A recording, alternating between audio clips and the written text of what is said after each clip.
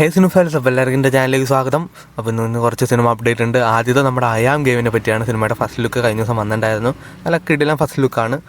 അത്യാവശ്യം ഒരു international level. പിന്നെ ആ സിനിമ ഒരു കൃത്യമായിട്ട് നമുക്ക് അതിൻ്റെ ഒരു ത്രെഡ് കിട്ടിയുള്ള എങ്കിലും ഒരു സ്പോർട്സ് ക്രിക്കറ്റ് കാർഡ് അങ്ങനത്തെ ഉള്ള സംഭവങ്ങളാണ് കൂടുതൽ ഐഡിയാസ് വരുന്നത്. എന്തായാലും സിനിമ നല്ല ഗംഭീര സിനിമ തന്നെ ആവട്ടെ. നമ്മുടെ ദുൽഖറിൻ്റെ ഒരു കംബാക്ക് തന്നെ ആവട്ടെ. കാരണം കൊത്തയിൽ ജസ്റ്റ് ഒന്ന് ഡൗൺ ആയിപ്പോയെങ്കിലും മറ്റഞ്ച ഭാഷയിലുണ്ടെങ്കിൽ പക്ഷേ നമ്മുടെ ടൗണിലേക്ക് വന്നിട്ടില്ലല്ലോ. അപ്പോൾ ഇത് നല്ലൊരു സിനിമ ആവട്ടെ. പിന്നെ അടുത്ത നമ്മുടെ പൊങ്കാല എന്ന സിനിമയെ പറ്റിയാണ്. നമ്മുടെ ശ്രീനാഥ് വാസ്തിയാണ് നായകൻ. അപ്പോൾ സിനിമയുടെ റിലീസ് ഈ മാസമായിരുന്നു 30-ാം തീയതി. പക്ഷേ ആ റിലീസ് ഡേറ്റ് മാറ്റിയിട്ടുണ്ട്. നമ്മുടെ കളങ്കാവലിൻ്റെ ഒപ്പം അവരൊരു ക്ലാഷ് റിലീസാണ് വെച്ചിരിക്കുന്നത്. ഡിസംബർ 5-ാം തീയതിയാണ് സിനിമ റിലീസ് ചെയ്യാൻ പോണത്.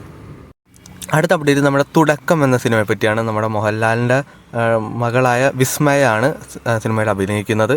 സിനിമയുടെ സെറ്റിലേക്ക് മോഹൻലാൽ വിസിറ്റിനൊക്കെ വന്നിട്ടുണ്ടായിരുന്നു. സിനിമയുടെ റിലീസ് ഡേറ്റിനെ പറ്റി ഒരു അപ്ഡേറ്റാണ് വന്നിരിക്കുന്നത്. സിനിമ അടുത്ത വർഷം 2026 മെയ് 1-നാണ് റിലീസ് ചെയ്യുന്നത്. അപ്പോൾ എന്തായാലും നമുക്ക് തുടക്കം എന്ന സിനിമയ്ക്ക് വേണ്ടി വെയിറ്റ് ചെയ്യാം. അടുത്ത നമ്മുടെ നസ്ലിൻ്റെ മോളിവുഡ് ടൈംസ് എന്ന സിനിമ അങ്ങനെ റാപ്പപ്പ് ആയിട്ടുണ്ട്. എന്തായാലും നസ്ലിൻ്റെ അടുത്തൊരു നല്ലൊരു സിനിമ തന്നെ ആവട്ടെ.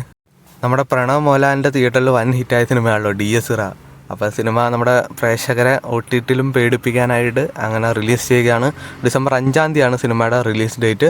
ജിയോ ഹോട്ട്സ്റ്റാറിലും പിന്നെ നമ്മുടെ സിംപ്ലി സൗത്തിലൂടെയാണ് സിനിമ റിലീസ് ചെയ്യുന്നത്. അപ്പോൾ 2 പ്ലാറ്റ്ഫോമിലും സിനിമ അവൈലബിൾ ആയിരിക്കും.